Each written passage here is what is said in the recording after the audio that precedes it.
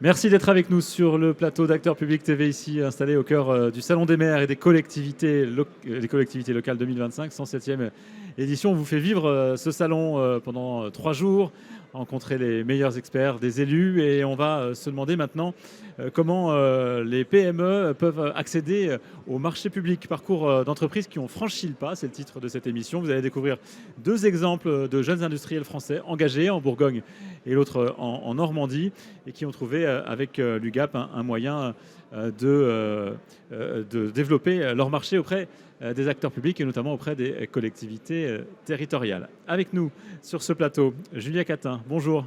Bonjour, enchantée. Merci d'être avec nous. Vous êtes présidente du groupe FIM, un fabricant de matériel de manutention. Vous faites des diables, des chariots, quoi d'autre? Des escabeaux, voilà, merci. Nathalie Vouillon, bonjour.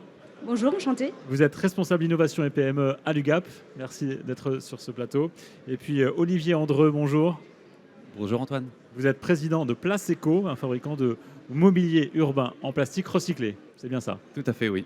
Basé en Normandie, oui, à Verson. C'est vous qui êtes en Normandie et Julia Catin, c'est vous qui êtes basé dans Lyon, en Bourgogne. Exact. C'est ça, tout à fait. Merci d'être avec nous. On va commencer avec vous, Julia Catin. Vous avez donc repris une entreprise familiale, le groupe FIM, qui a 26 ans.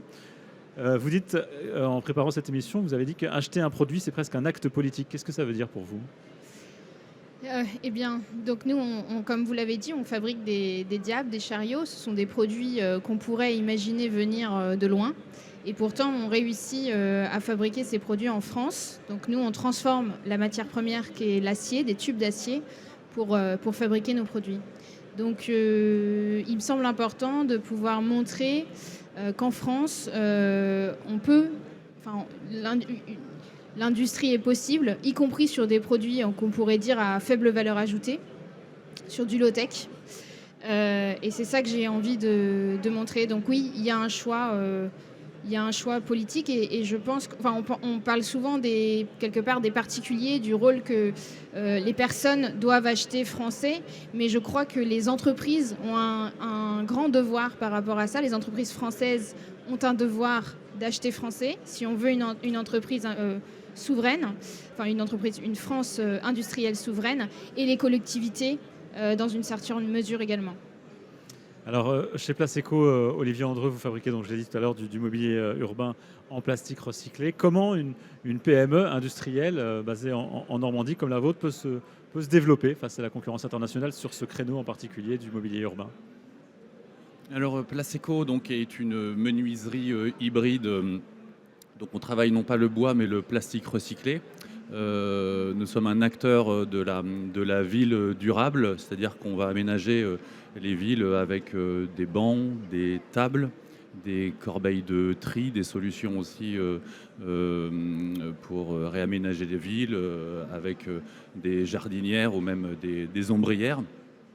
Et aujourd'hui, donc, on est basé en Normandie. La Normandie, c'est la région où le PIB de l'industrie est le plus fort. Donc, c'est vrai qu'on a la chance d'être dans une région. Voilà, la Bourgogne, j'aime beaucoup aussi la Bourgogne, mais c'est vrai qu'on est assez chauvin, assez fier d'être en Normandie. Et l'atelier, on a près de 40 collaborateurs aujourd'hui en Normandie.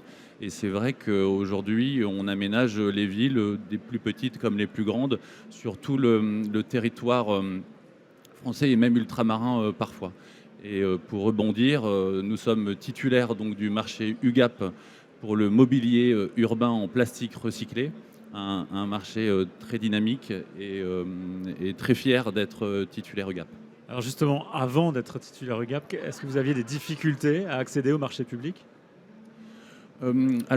Placeco a 30 ans d'existence, donc on fête cette année, l'année prochaine, les 30 ans de Placeco, donc on est quand même on a une notoriété, et puis on est leader, pour ne pas dire pionnier, du mobilier urbain en plastique recyclé, donc plutôt connu en fait et reconnu en France.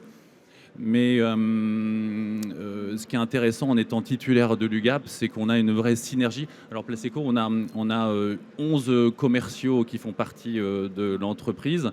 Mais ce qui est intéressant, c'est qu'avec l'UGAP, on démultiplie les forces. Ça nous permet justement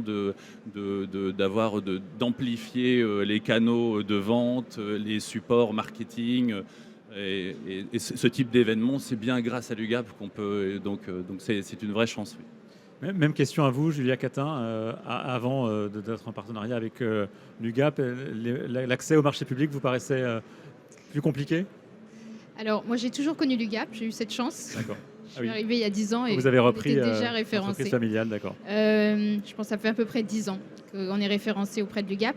Pour autant, je peux quand même vous donner des réponses parce que j'ai un petit peu interrogé autour de moi. Oui, enfin, l'UGAP, là où l'UGAP nous aide, c'est qu'une PME comme la nôtre, nous n'avons pas la force commerciale qui permettrait de répondre à des appels d'offres chaque semaine. Et donc le fait de pouvoir finalement s'y mettre une bonne fois pour 3 ans, eh bien, c'est un vrai facilitateur. Surtout sur des produits en plus comme les nôtres qui sont des chariots, des servantes. Ce sont des produits qui ont une certaine valeur, mais vous voyez, c'est pas un appel d'offres forcément d'une très grande taille, donc ça multiplie beaucoup le travail, donc ça simplifie. Voilà. Ça, aujourd'hui, vous n'avez plus un appel d'offres que tous les 3 ans. C'est ça la grosse Exactement. différence pour vous, pour une entreprise comme la vôtre. Exactement. C'est une gestion totalement différente. Oui. Nathalie Vouillon, donc l'entreprise, le groupe FIM a participé à votre programme qui s'appelle Croissance PME il y a quelques années, je crois. En quoi consiste ce programme d'accompagnement mis en place par l'UGAP? Alors c'est un programme d'accompagnement qui a été mis en place en 2020, pendant cette période Covid un peu particulière pour tout le monde finalement. Et l'idée c'était de renforcer les liens qu'on avait déjà avec nos PME. Et ce programme, il est vraiment dédié aux PME qui sont sur nos marchés parce que c'est vrai qu'on entend souvent quand on parle de commande publique PME, le mot qui revient toujours c'est compliqué. C'est compliqué d'y accéder, mais c'est aussi compliqué des fois quand on a un marché de le faire fonctionner. Et donc là, c'était vraiment l'idée de ce programme, c'était d'accélérer avec les PME. C'est un programme qui est en 2 phases. Une première partie d'accompagnement collectif où on accompagne toutes les PME qui sont sur nos marchés. Typiquement, l'année dernière, on avait une thématique sur la RSE. Il y a beaucoup de réglementations qui arrivent sur la commande publique. Et l'idée, c'est de les accompagner, de les faire grandir sur ce sujet.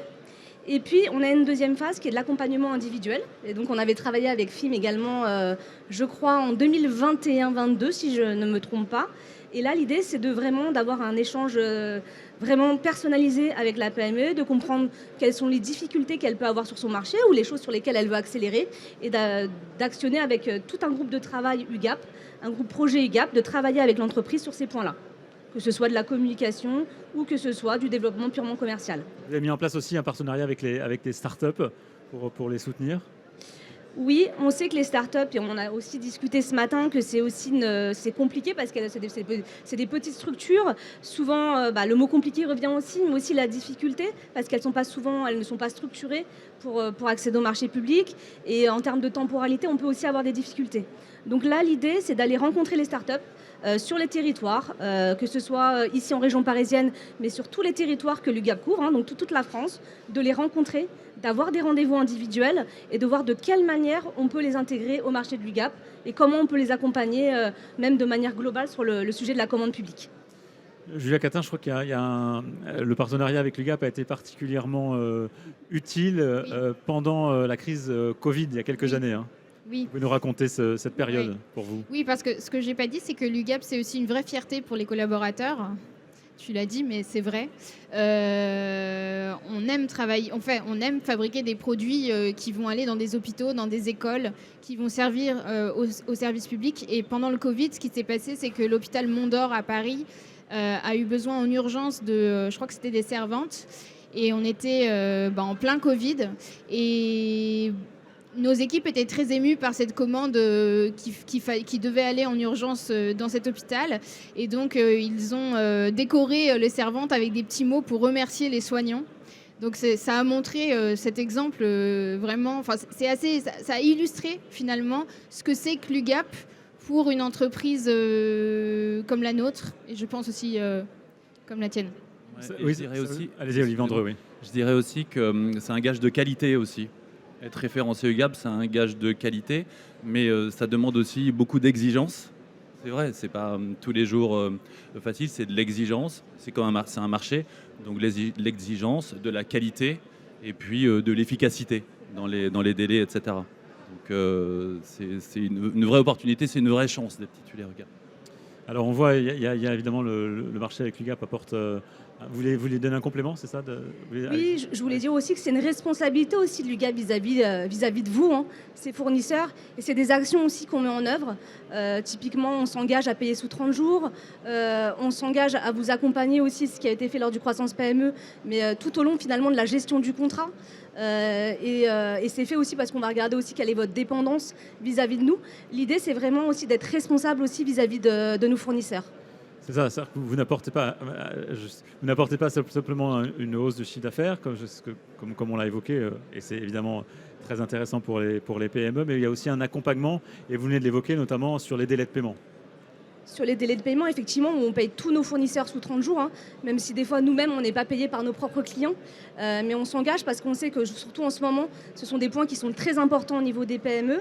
On s'engage aussi à mettre vos produits en valeur. Je parle notamment pour film, hein, sur le fabriqué en France, Ouais. où on sait que vous êtes très investis. Et c'est des choses qu'on va reprendre aussi sur notre site marchand pour que tous les acteurs publics qui passent par l'UGAP vous identifient. Également pour tous les produits qui répondent à l'article 58 de la loi AGEC. C'est important aussi qu'on ait ce relais-là, puisqu'on a un site marchand et qu'on puisse vous donner de la visibilité sur ce site-là et sur ces points qui sont vraiment très demandés par nos clients actuellement. Olivier Andreu, vous vouliez ajouter un mot, puis ensuite Julia Catin. Non, mais je voulais réagir tout à l'heure, il n'y a pas forcément de lien, je préfère parler de la loi AGEC, article 58, mais c'était par rapport au Covid. Moi, je me rappelle aussi, en début 2022, on a eu aussi la guerre en Ukraine, et c'est vrai que quand on est lié à un marché, lorsque tu fais du métal, tu sais de quoi je parle, moi j'ai du plastique recyclé, mais c'est pareil, on dépend des cours aussi, des cours de matière. Et l'UGAP a été bienveillante dans ces moments très difficiles. Et donc, je parlais d'exigence tout à l'heure, mais voilà, les services juridiques achats ont eu une oreille attentive aux industriels dans ce cas bien particulier de l'économie en France. Un mot de chacun pour terminer. Si vous prenez un peu de recul, vous qui avez l'expérience de ce marché, des marchés publics grâce à l'UGAP, qu'est-ce qui devrait changer dans la posture des acheteurs vis-à-vis des PME? Olivier Andreu ou Julia Catin, alors allez-y. Des acheteurs en général ou Oui. Ok. Déjà, je pense que ce qui est important pour un acheteur, c'est de venir voir l'entreprise physiquement. Ça me paraît essentiel parce qu'on se rend beaucoup mieux compte des réalités, des difficultés aussi que peut avoir l'entreprise. Donc voilà, très humblement, je dirais ça. Olivier Andreu, un conseil Ouais, peut-être je aussi. suis tout à fait d'accord. Non, c'est vrai que c'est important que les acheteurs viennent justement dans l'entreprise voir comment est-ce que l'on fonctionne. Et ça a été le cas lorsque vous êtes en marché, vous avez la possibilité de recevoir justement des responsables de l'UGAP. Ça a été le cas chez Placeco, où on a eu la chance et l'opportunité de recevoir aussi des personnes du l'UGAP, et on a co-animé justement une visite avec des élus. Donc ce qui a donné aussi beaucoup de notoriété à l'atelier, c'était très bien. Un dernier mot peut-être, Nathalie Vuillon, et puis sur quelle posture doivent prendre les PME pour atteindre le marché public. Je voulais juste dire de manière globale que pour nous, en tout cas, les PME sur le marché, c'est une vraie valeur ajoutée. Et ça le sera d'autant plus. Hein. Je pense qu'on est dans ce cadre de souveraineté. On sait que c'est vous qui portez de toute façon ce message de souveraineté. Et nous, en tout cas, on a pris conscience que l'humain était important aussi dans tout cela. Obtenir un marché, ce n'est pas une finalité en soi. Et l'idée, c'est qu'on vous accompagne et qu'on continue à vous accompagner sur toute la gestion de vos contrats et qu'on mette en place en fait, de nouvelles idées pour vous donner de la visibilité. C'est le cas notamment sur, vous m'en avez parlé tout à l'heure, d'une PME à la une. C'est une nouvelle initiative qu'on a prise, et l'idée, c'est de raconter votre histoire aux acteurs publics, et ce sera le mot, en tout cas, continuer en tout cas dans ce sens-là. D'autant plus qu'en tant qu'entrepreneur, on adore parler de nos équipes, on adore parler de notre savoir-faire, d'autant plus lorsqu'on est fabricant français. C'est une chance.